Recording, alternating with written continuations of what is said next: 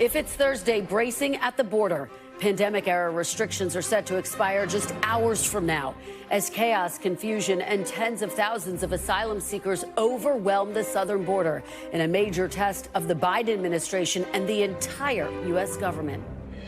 Plus, the local toll on communities at the border and beyond as officials from New York to Chicago, Florida, and Texas sound the alarm, struggling to secure enough shelters and support for a record-setting surge.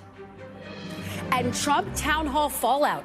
A Republican senator says he won't back Mr. Trump for the presidential nomination after the former president repeats election lies, teases January 6th pardons, and refuses to take sides in Russia's unprovoked war on Ukraine.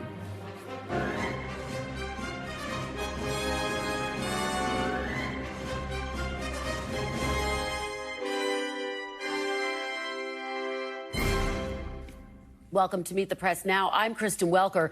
We begin with breaking news along our southern border, where in less than 8 hours, the pandemic-era border restrictions known as Title 42 will expire, leaving border officials without a key tool they've used nearly 3 million times since 2020 to turn away migrants. The surge predicted by Border Patrol agents when Title 42 expires is here. Agents saw a record-setting 11,000 border apprehensions Tuesday and another 11,000 yesterday. One official estimates roughly 65,000 migrants are gathered on the Mexico side of the border ahead of tonight's deadline. Communities in the area say they are already overwhelmed as they brace for an even bigger influx. The Biden administration sending in thousands of military troops to help Border Patrol agents while rolling out new policies and procedures in an attempt to keep the situation under control. Here's DHS Secretary Alejandro Mayorkas speaking to reporters at the White House this afternoon as he vows that the administration's existing enforcement authorities, what's known as Title 8, will mean tougher consequences for some migrants. The transition to Title 8 processing will be swift and immediate. We have surged 24,000 Border Patrol agents and officers, thousands of troops, contractors, and over 1,000 asylum officers and judges to see this through. We are clear-eyed about the challenges we are likely to face in the days and weeks ahead, and we are ready to meet them. I want to be very clear. Our borders are not open. People who cross our border unlawfully and without a legal basis to remain will be promptly processed and removed. President Biden, meanwhile, has acknowledged the situation will be, quote, chaotic for some time, while renewing calls for a gridlocked Congress to act. Secretary Mayorkas echoing that call today. Congress has been unable to pass immigration reform that everyone agrees and understands is desperately needed. We are working with an immigration system that was last reformed in the 1990s. Migration has changed dramatically since then, and we need our laws updated. Now, for their part, House Republicans will be voting on a border security bill in just a few moments. But even if it passes, it will die in the Democratic-controlled Senate, as the White House argues it will make the problem worse, not better. The fallout from the crisis at the border is far-reaching. Migrants have been bused to Democratic sanctuary cities, including Chicago and Philadelphia. This morning, more migrants were dropped in front of the vice president's residence here in D.C. The state of New York has even declared a state of emergency as Mayor Eric Adams criticized the Biden administration for not doing enough to secure the border. Adams is scrambling to find places to house and shelter incoming migrants outside the city, prompting backlash and legal challenges from nearby counties. Joining me now is Julia Ainsley in El Paso, Texas, and Ali Rafa is outside the White House. Julia, I have to start with you there along the border. What are you seeing? And take us through what's going to happen tonight, the moment when Title 42 lifts. Well, it's funny. I'm actually at Gate 42 right now, Kristen, and this is where we've seen some migrants come across. In fact, yesterday, they were bringing them in about groups of 10 or 20 as hundreds were lined up just behind me in Juarez, Mexico to get in. Now we understand they're making their way down here. They've come from Gate 40 along the wall here where they're going to be bringing people in perhaps momentarily. Tonight, That's right. At midnight Eastern time, so that'll be 10 o'clock here, they will lift Title 42, which means that they can no longer send anyone back without first letting them make a claim for asylum. But they are raising the bar on those asylum eligibility. That means that if you've crossed through a country like Mexico on your way to the border, you could be deemed ineligible if you did not first claim asylum elsewhere. So that could mean that more people will be sent back, but right now, it's not clear exactly how many will or whether or not they'll reach capacity and have to start releasing migrants. As we've reported, there has been a memo sent to Border Patrol instructing them that they can release migrants without court dates, merely telling them to report to ICE, and without any way of actually tracking them, as they've done in the past when they put them on ankle monitors or have them check in on GPS locator apps. That could be gone if they get to the point where they just have too many migrants and they have to start releasing people. So all of that in play now, and especially all eyes are on cities like El Paso, where they've declared a state of emergency because local shelters here are overwhelmed and migrants often end up sleeping on the street, Kristen. And we know that there has been a backlash to all of what you're laying out in those new policies that the Biden administration is aiming to put in place. Let me ask you about what CBP is saying, because as you reported earlier this week, Julia, 11,000 migrants were apprehended on Tuesday. That was a new single-day record. Do they feel like they're prepared for this moment? Well, I should say the Wednesday numbers were the exact same, right around 11,000. I spoke to DHS officials, some of whom were very candid with me without sharing their names, as you know often happens. And they say, look, we're at the breaking point before we even get to the starting line. But, of course, you hear from people like Secretary Mayorkas saying they're prepared, they're going to process people in an orderly fashion. But the more I talk to agents, even just being down on the ground here, they're worried about processing times, because even though not many migrants are still subjected to Title 42 now. In fact, just 17% of those 11,000 were sent back into Mexico under Title 42. They are worried that when they bring more people in, it'll just take longer to process them. They'll get that overcrowding, have to do more releases. It's all just something that could be triggered if they get to certain numbers. So they're preparing right now. Chief of Border Patrol Raul Ortiz says he's estimating between 60 and 65,000 migrants are in northern Mexico waiting to get in the coming days. And we know that you're going to be there to track it. Ali, Rafa, let me turn to you at the White House. Obviously, this dominated the briefing today at the White House. Secretary Mayorkas was there. Does the White House feel as though it is ready for this moment? And the president raised eyebrows yesterday by signaling that he's open to potentially sending more troops to the border. Yeah, Kristen, this definitely dominated the theme of that hearing, with dozens of questions being fielded to Secretary Mayorkas. I can tell you he didn't specifically say whether or not more troops would be sent to the border. Remember, yesterday we heard President Biden react to what we've heard from Texas Governor Greg Abbott, suggest that more troops should be sent there. But he did allude to just the simple need for more federal resources to be sent down there. You heard him in the intro there in that soundbite say at one point, quote, he cannot overstate the strain on our personnel. And he essentially said in this briefing that this humanitarian crisis that we're seeing play out along the border is much more than what we can see and feel at the moment, that it's going to extend well beyond tonight and these next few days. He talked about the work that the administration is doing to help this crisis alleviate over the next few weeks, because they do expect it to get worse before it gets better. Mayorkas talking about coordination with officials from Mexico, Central, South America to create more migrant processing facilities. He talked about work needed to be done to dispel this continued misinformation by human smugglers to these migrants that the border is open. He talked about ways to possibly improve that CBP One app that many migrants are using to be able to cross into the border. And he also lastly talked about the need for more parole officers and more asylum judges to handle what he said was already a backlog of roughly 2 million cases. So the White House is well aware that this is going to extend far beyond when this Title 42 lifts at 11:59 tonight, Kristen. And, you know, it's so interesting, Ali, because President Biden obviously campaigned on a promise to enact, he would argue, more humane immigration policies than his predecessor, former President Trump. And now here they are with Title 42 about to be enacted. And he's just recently announced what Julia was talking about, really making it tougher to seek asylum here in the United States. And some advocacy groups say that he's basically taking a page from his predecessor's playbook. How is the White House squaring that, Allie? Yeah, there's been criticism in some cases from both sides of the aisle to these new restrictions. Many advocates also adding to what you said about being more restrictive. They've also said that it's simply unrealistic. We've heard about these app issues by these migrants from these 4 countries, Cuba, Haiti, Nicaragua, and Venezuela, who are using this app to apply for asylum before getting to the border. We've heard about issues with that app for months now. That's an issue that's only compounded by the fact that we know that some migrants simply don't have phones to be able to download this app to use it.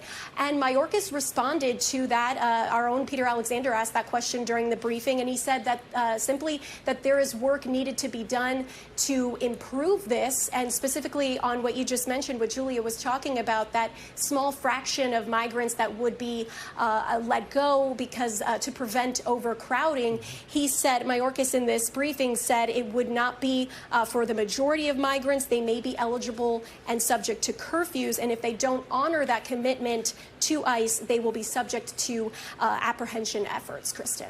All right. Ali Rafa and Julia Ainsley beforehand, thank you both so much for your reporting of this developing situation at the border. As we mentioned, the impact of the border crisis isn't only being felt in border communities. NBC News national correspondent Gabe Gutierrez is in Rockland County, New York. The battle over immigration has spilled over here to Rockland County, New York. This is Orangetown, New York, some 25 miles north of Manhattan. And last Friday, local officials learned that New York City Mayor Eric Adams was planning to bus potentially hundreds of migrants to hotels in this county and another suburban county right by New York City. Local leaders were furious and have since gotten a temporary restraining order to prevent that. They've even posted some vehicles from the sheriff's department outside of this hotel to prevent migrants from being bussed in. Meanwhile, Mayor Eric Adams says that New York City is stretched thin. They have no more resources there to be able to handle this migrant influx and expect up to 1,000 migrants a day. This is something that major cities across the country are feeling, from Chicago to Philadelphia to even Denver, where many migrants are now sleeping in a parking garage. Others are sleeping in a police station in Chicago. And this all comes even ahead of the lifting of Title 42 later tonight. But here in Rockland County, New York, local officials say that they plan to keep fighting Mayor Eric Adams' plan. No word on whether he might back off on that plan, but it goes to show you the intense nature of this immigration debate as it spills into suburban counties. Back to you. Yeah, it absolutely does. Gabe Gutierrez, thank you so much for that reporting. Well, as the Biden administration looks to Congress for a fix to the immigration system, some lawmakers along the border have urged the extension of the pandemic-era policy to give their communities more time to prepare. Joining me now is Texas Democratic Congressman Vincente Gonzalez, whose district encompasses Brownsville, along with several other border communities. Congressman Gonzalez, thank you so much for being here. Thank you for having us. So we are just hours away from Title 42 being lifted. Can you give us a sense of what is happening on the ground in your district right now? Yes. Well, in my area that I represent, from Brownsville to McAllen, we have staging centers. We have the Border Patrol throughout the region. We have the state officials also assisting on the border. We have a staging center in my district in Brownsville, Texas. It's called Camp Monument, which is on a golf course right on the Rio Grande, where migrants are coming and processing right now, as we speak, every day, and are being processed and being moved laterally out of the region and hopefully north into their final destination as fast as possible. The Border Patrol has done a phenomenal job so far, and we're just expecting, we're anticipating a larger amount of crossings every day. Is the situation right now under control? Do you feel like you're prepared in your community, in your district? Well, I was one of the members that was against lifting Title 42, at least for the time being. I thought we could have waited another 60 or 90 days and built more infrastructure along the southern border. We could have built more of these asylum processing centers early on. It's something that I've been advocating for the last 5 or 6 years, of creating safe zones where migrants can come and ask for asylum far away from our southern border. This does two things. It takes the pressure off our southern border and allows Border Patrol and law enforcement to do their job. And it also removes the cartels out of the equation, cartels who make billions of dollars transporting migrants to our southern border.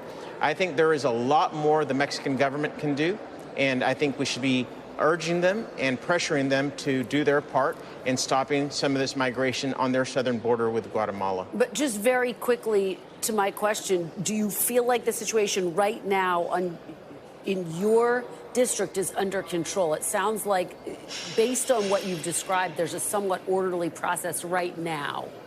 There really is right now. We're hovering in the Brownsville crossing, for example. We're hovering at about 1,000 crossings a day. We can handle that. If it grows to 4, 5, 8, 10,000, that is a huge concern that we're extended too thin and we don't have the resources. So I'm concerned if that were to happen. We're cautiously optimistic. We don't know what to expect, really, at the end of the day. We hope that migrants continue to follow the orderly process, which is not an official process. It's just kind of the way things are flowing along the border. And I think that's why people are so concerned. Obviously, border communities need more federal resources to deal with this problem. This is not the fault of a municipality. Let me follow up with you on your perspective that Title 42 should have remained in place. The Border Patrol chief says only about 17% of the migrants apprehended on Tuesday were actually subject to Title 42 removal. So I guess the question is the policy really as impactful as is perceived, as you are describing it to be? So that's a great analysis, right? It's not as impactful as somebody would expect. I mean, the Border Patrol and CBP are going to pivot from Title 42 to Title 8, which is still... To my point, Congressman, is it time to therefore lift Title 42, given what you just said? Yeah, I mean, we don't know until we actually do it, but that's why I said I would have given myself a little more time, built a little more infrastructure along the border, but we definitely are going to come to a point where we have no choice but to lift Title 42. Today it's going to be because that's what was determined, that tonight at midnight it's lifted. But what I'm saying is it's not like there's no laws in the books to continue to enforce. We still have Title 8.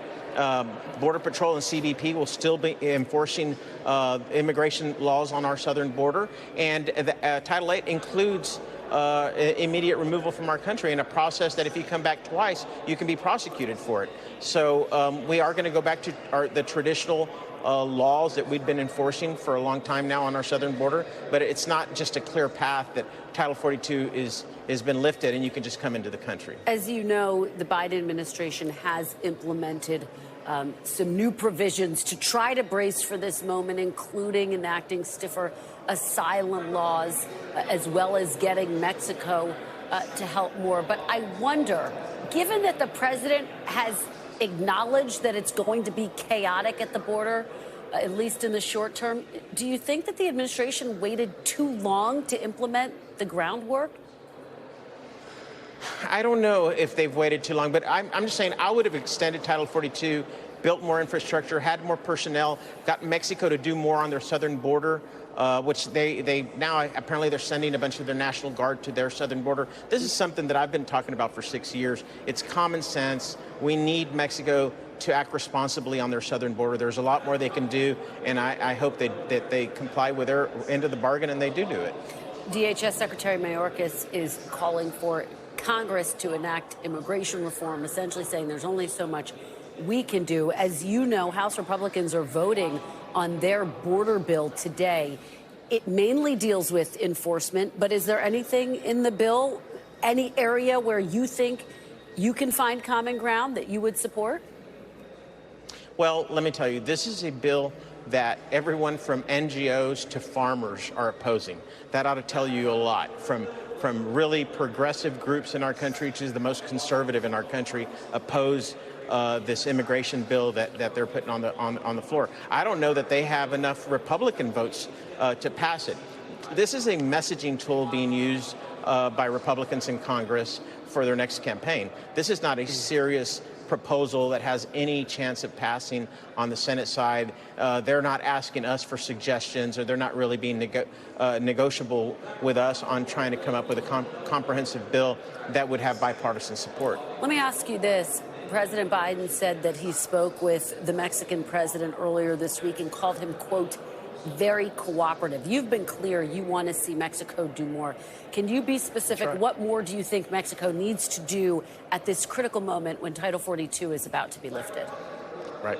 And, well, they need to do this now and always. They need to protect and guard their southern border and stop caravans and mass migrants from just crossing and coming to our southern borders. They need to stop cartels from charging people for transporting them to our southern border. There's a lot more. We can open processing centers in southern Mexico or on the border with Guatemala where asylums can claim asylum at that juncture. And if we're going to allow them in, they can fly to their final destination from that point. All right. Congressman Vincente Gonzalez, thank you so much for joining us on a very big day. We do hope to stay in touch with you about this issue. Appreciate it. Thank you. Coming up, overcrowded and under pressure, border cities in a state of emergency ahead of a potentially massive influx of migrants. The mayor of El Paso joins me next on how his community is preparing and what resources he still needs. Plus, falsehoods and new political blowback, the key moments from former President Trump's town hall, as one Senate Republican says he's seen enough and won't be backing Trump for the party's nomination. That's all ahead. You're watching Meet the Press now.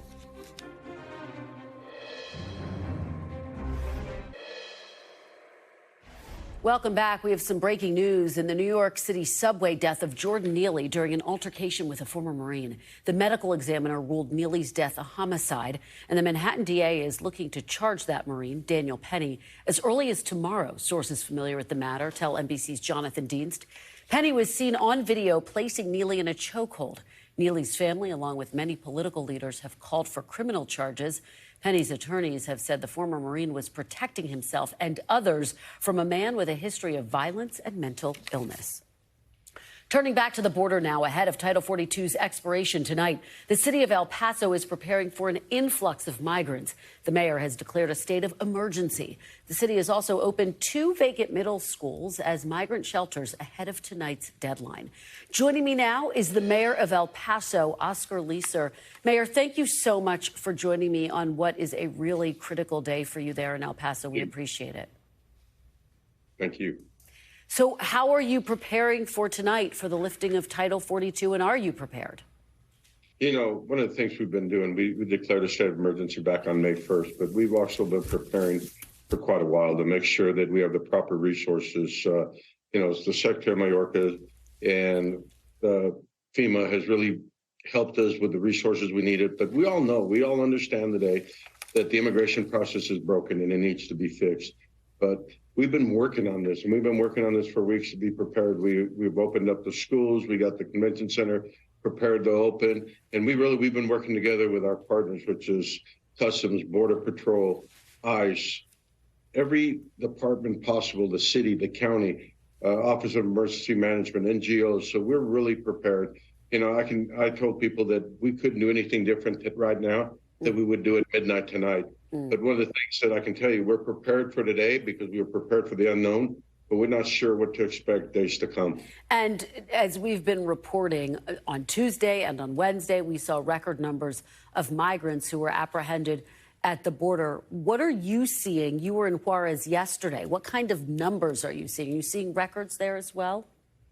No, I was over there 2 weeks ago, and the numbers that we saw 2 weeks ago were between 15 and 17,000. You know, they actually had reported originally 35,000, and that's why I felt it was important to go over there and kind of talk to the mayor of Juarez, talk to some of the representatives over there to find out and get a number so we could be prepared. And the number was about 15 to 17,000. Yesterday, when we went over there and drove the border and went to all the areas, they tell me the number is between 5, the maximum of 10,000. So that means that a lot of them have already come across and have gone through hopefully the legal immigration process.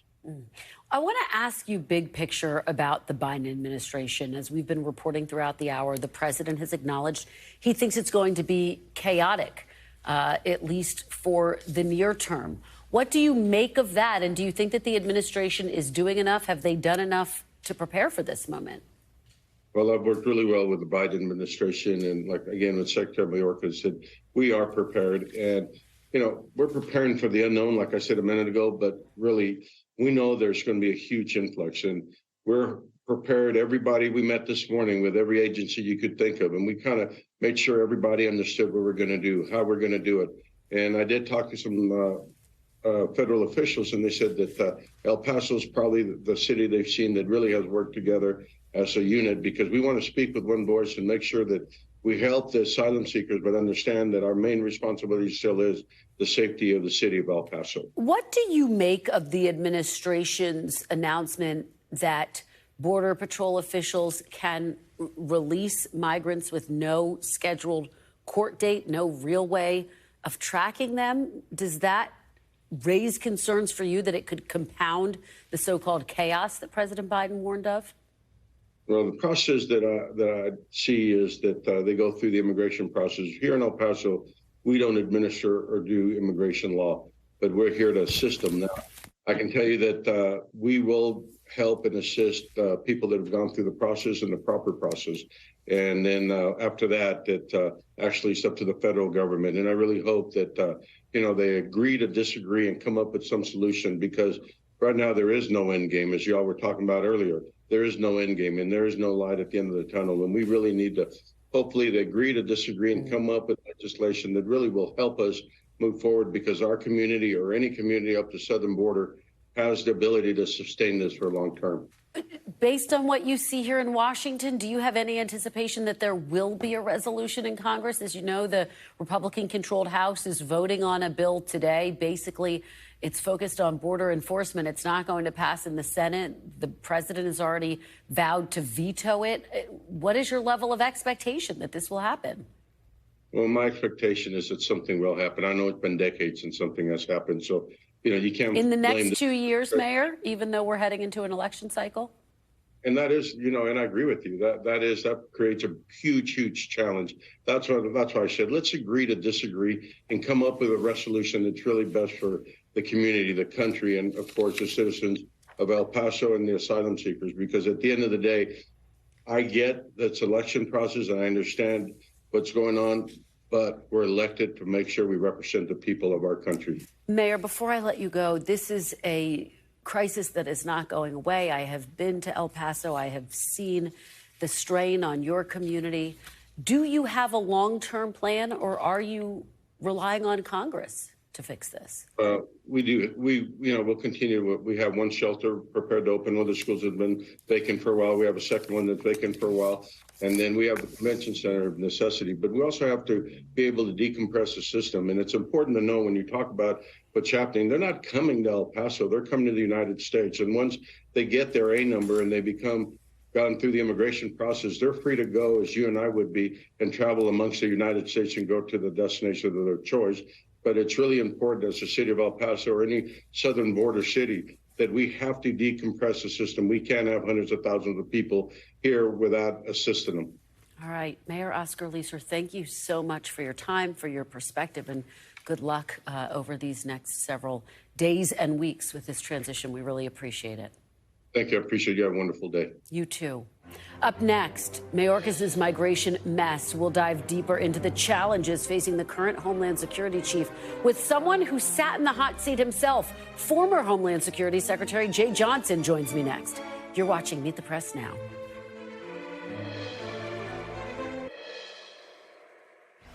With Title 42 set to expire at midnight, all eyes are on Homeland Security Secretary Alejandro Mayorkas as he tries to navigate a broken immigration system, a broken political situation, and backlash from his own Border Patrol agents. Today, Secretary Mayorkas again called on Congress to take legislative action to fix the decades-long problem as Senate Republicans try to put the onus right back on the Biden administration. This is a chaotic situation that Americans do not like. Americans like legal immigration. They do not like illegal immigration, and they certainly don't like what's happening right now on our southern border. Biden has failed our American people, failed, utterly failed, and put us at the mercy of these drug cartels that literally control our southern border. Joe Biden has decided he wants an open border where anybody can come across the border and you're just flown anywhere you want in this country. This is despicable what he's doing to American citizens.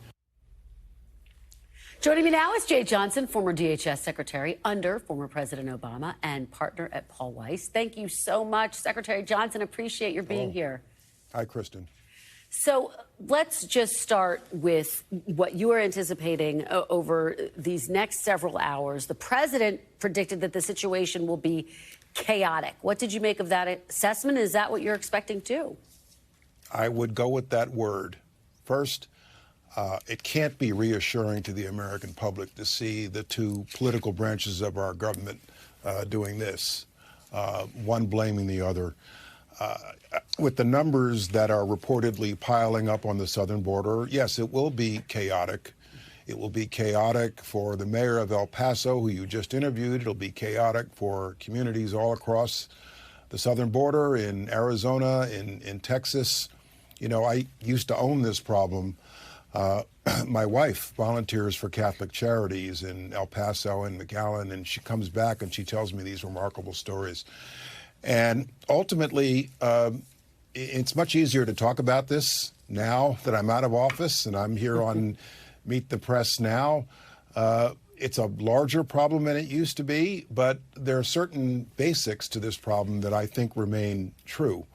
One is that the push factors always overwhelm any degree of enforcement or defense we can put up on our southern border. As long as the conditions in Guatemala, Honduras, El Salvador, Nicaragua, Venezuela, Cuba, and Haiti remain as bad as they are, families are going to make the basic choice to come to the United States because they know they're better off here, even just for a few years, than they are staying at home. And so there has to be a way to address the underlying causes, to help eradicate the poverty and violence in these countries and the corruption. We started on that path in the Obama administration in the last year. The Trump administration suspended that aid. And I know that President Biden believes this to be true. And then here we can talk about enforcement on the southern border. There's a fair amount that can be done that I believe is being done now. Do you think the administration should have done more on the front end? And how do you assess how Secretary Mayorkas is handling the situation? Is there anything you would have done differently? Well, it's easy for me to sit here and say I could have done something differently, but I'm not in it anymore, and I don't live with this problem day to day like he does. I can think of nobody more committed to Homeland Security, to immigration than Ali Mayorkas. He's fully committed. He's all in. He's a loyal soldier to President Biden, and he's going to work this problem as hard as any human being can work this problem. I do believe that this administration must continue to send an enforcement message, a clear, coherent enforcement message that there is a right way and a wrong way to come here. And if you come here the wrong way, we will send you back. One thing about illegal immigration is it reacts sharply and quickly to information about perceived changes in our enforcement policy here in the United States. And so it's important to continue to send the enforcement message. It's also important, Kristen, I believe, to support the Mexicans in their efforts. The border between Mexico and Central America is only 300 miles long, as opposed to 1,900 miles long here in this country. And last time I looked, the Mexican government does not have much of a border patrol. And so encouraging the Mexicans to do more on their southern border, as we did in 2014, 2015, is also very important. And there are aspects of our system that operate as magnets. The backlog and the asylum applications and the relatively low bar to establishing credible fear to stay in this country. And these are things that both the executive branch and the congressional branch can help fix. I want to try to sneak in 2 more questions, and we have less than a minute. But first, Sorry. on the messaging, no, it's really critical to hear what you're saying. On the messaging, has the administration been consistent? Because the president got into office vowing to be more humane than his predecessor, and some of his critics saw that as an invitation, and we've seen the language get tougher. But was there a lack of consistency in the messaging from the administration? Well, I believe that now I'm going to emphasize. I'm going to answer it the other way. I believe that now we're seeing a coherent message about enforcement, about alternatives, safe legal paths, regional processing centers. You've got to give people hope, and you've got to give people a lawful, safe alternative to illegal immigration. And the administration, I believe, is definitely sending that message. It's going to take a while to set all that up, however. And final question, very quickly. When you were in the Obama administration, you could argue we saw Congress get closer than they have ever before to actually passing immigration reform. It didn't happen. What is it going to take, particularly given in this increasingly divided environment? Should there be a small piece of legislation that gets passed, for example, something akin to the gun legislation that we saw, where it wasn't the big sweeping bill that everyone was hoping for, but they did get a few things done? That's an excellent political question. In the Obama administration, we believed you had to do it all at once. We came close, as you noted, in 2013, 2014. I still tend to believe that there should be an effort at compromise where everybody gets something in an immigration reform package, because this issue is so difficult politically. Yeah. All right. Secretary Jay Johnson, thank you so much. It's always wonderful to have your perspective. We really appreciate it. Thank you. And before we go to break, a new development in the ongoing debt ceiling talks between the White House and leaders on Capitol Hill. The group met on Tuesday. There was little movement in the talks. And now we've learned that the second planned meeting, which was set for tomorrow, has been postponed. A White House spokesperson tells my colleague, NBC News' Peter Alexander, staff will continue to work together and the principals will meet next week. A source familiar with this adds that the delay is a positive development, that staff are continuing to meet, and the time wasn't right to meet again at that moment. So we will continue to track that and bring you any developments we get. Coming up next, new reaction and new fallout from the former president's town hall performance last night. We're live in New Hampshire with the latest next. You're watching Meet the Press Now.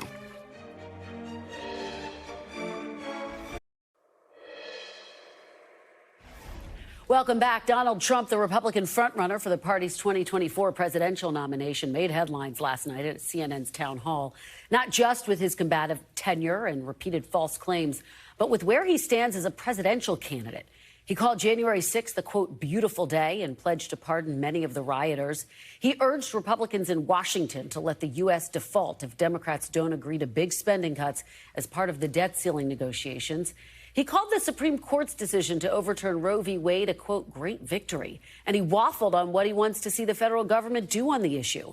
He defended his infamous Access Hollywood comments while also mocking E. Jean Carroll, the plaintiff who successfully sued him for sexually abusing and defaming her. He also refused to accept the results of the 2020 election over and over again, and he would not commit to accepting the results of the 2024 election. Additionally, he wouldn't take sides in the war between Ukraine and Russia, refusing to call Putin a war criminal. Here's some of that exchange. Do you want Ukraine to win this war?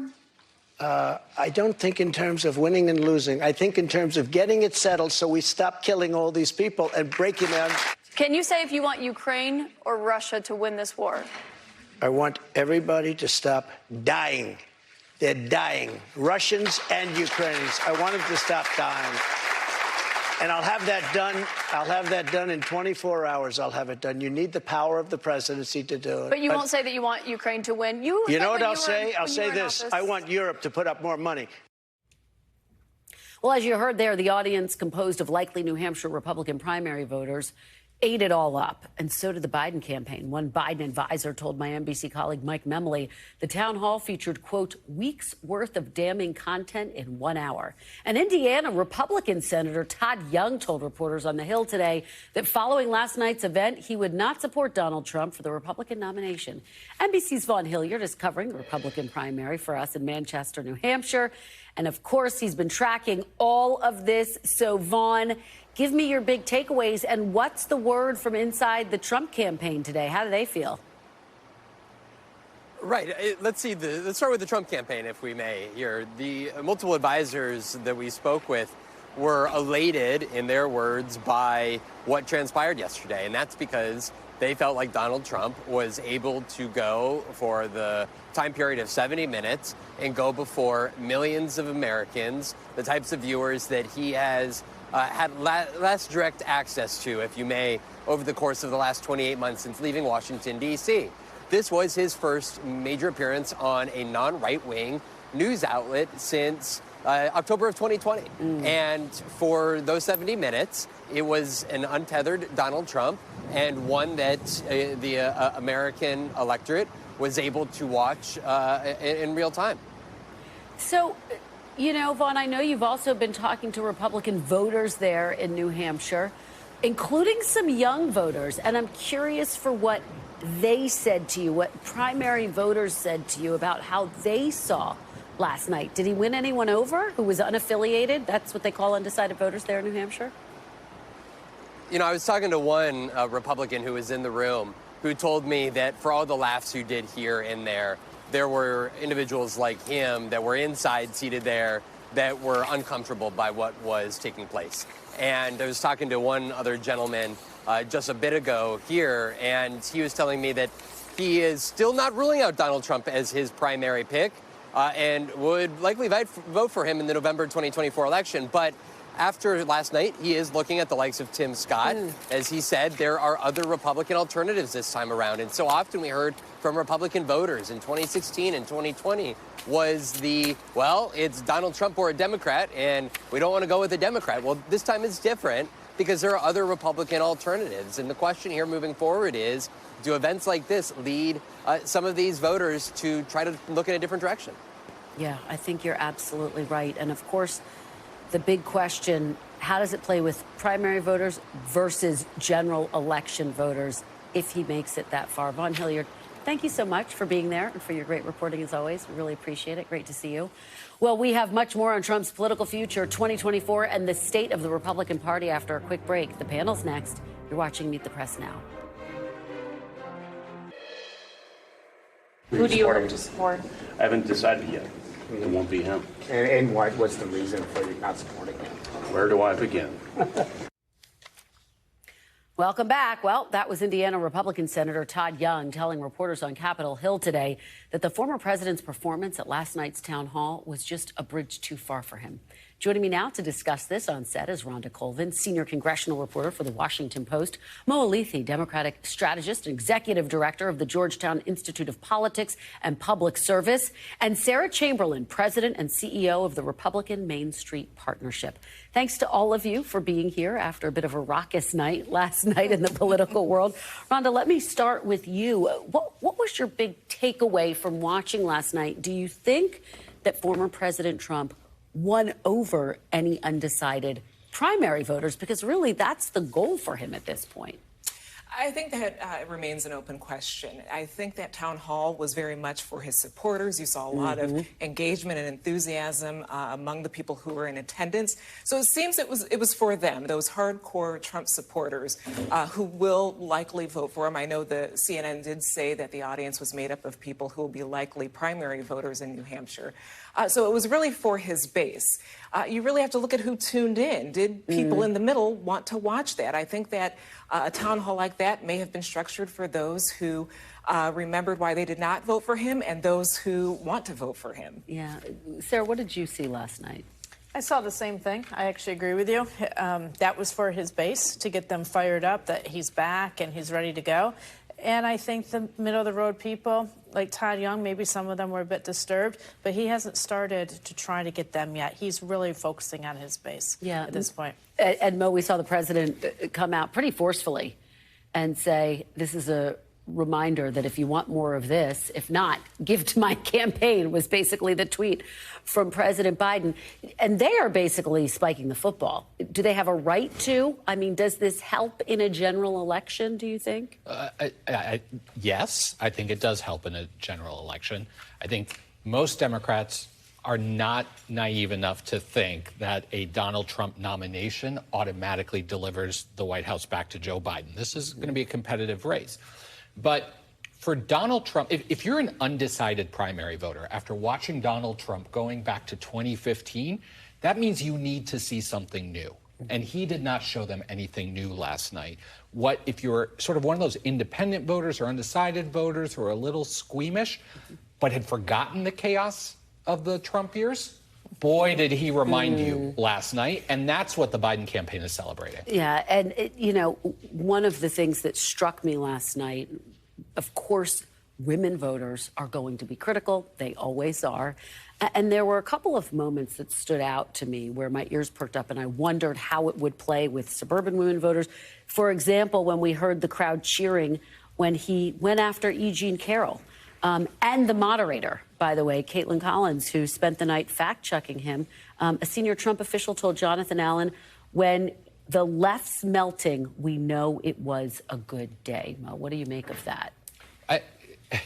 I actually think last night could be a win for both the Trump campaign and the Biden campaign. Right, I agree with you. Yeah, Trump did what he needed to do to get the base fired up, but he turned off a lot of the independents that Biden needs.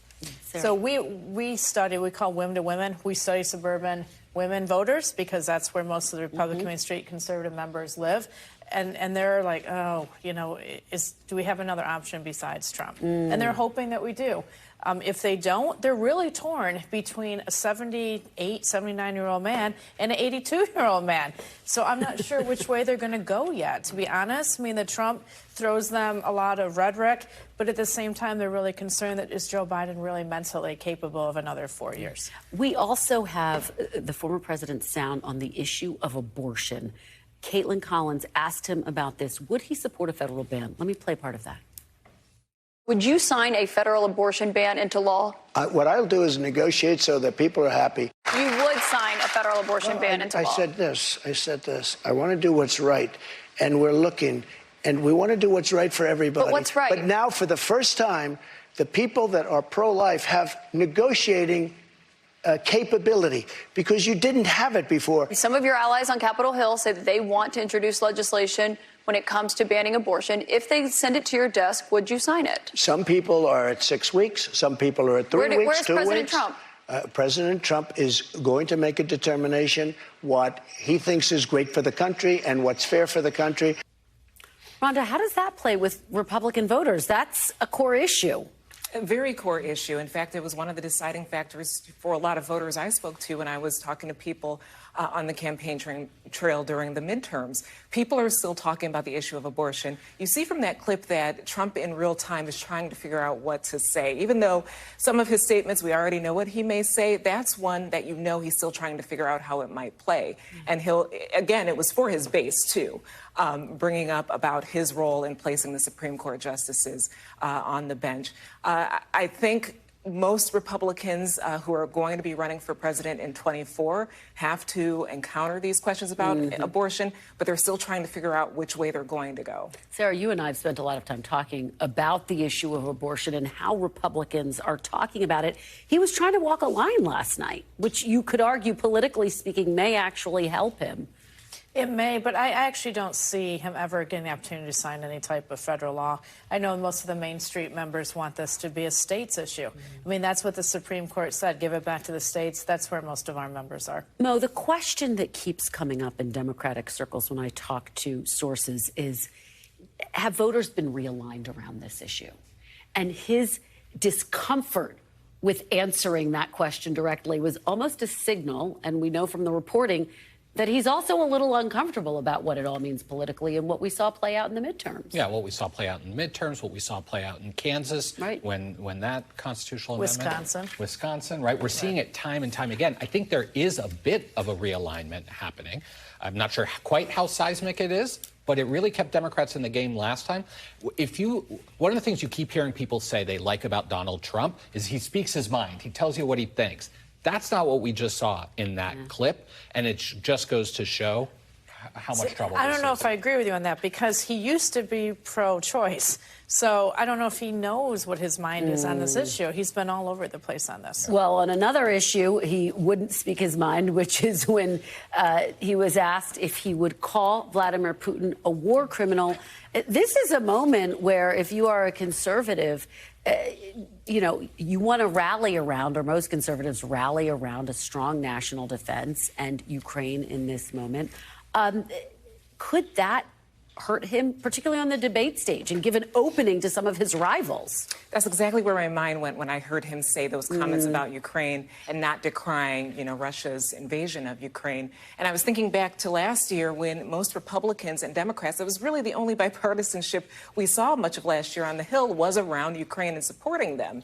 There are a lot of Republican voters who still care about supporting Ukraine. I think the comment he made there is something he will have to be explaining, as the primary season goes forward. Sarah, do we finally start to see some of his opponents go after him on that issue? Yes, I believe you do. And I do think even the hard conservative base does support what we're doing in Ukraine. Yeah. Mo, your take? Final word? He just can't quit Vladimir Putin, right? Like he has had this thing about Putin going back to his days as a first-time candidate, and he just can't quit him. And it's going to get him, I think it's going to continue to be a problem for him in the primary.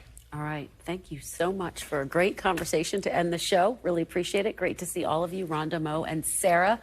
And thank you for being with us this hour. I'm back tomorrow with more Meet the Press Now. NBC News Now coverage continues with Aaron Gilchrist in for Hallie Jackson right now. Thanks for watching our YouTube channel. Follow today's top stories and breaking news by downloading the NBC News app.